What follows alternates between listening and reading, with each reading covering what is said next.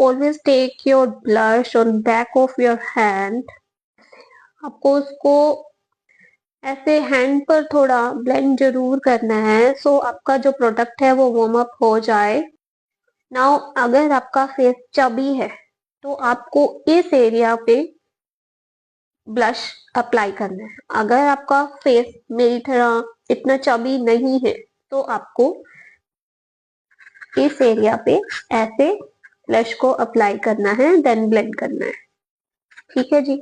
अगर चबी है ऐसे सी टाइप में आपको ब्लश अप्लाई करना है, ऑलवेज ऐसे इस फॉर्म में या ऐसे अप्लाई करना है।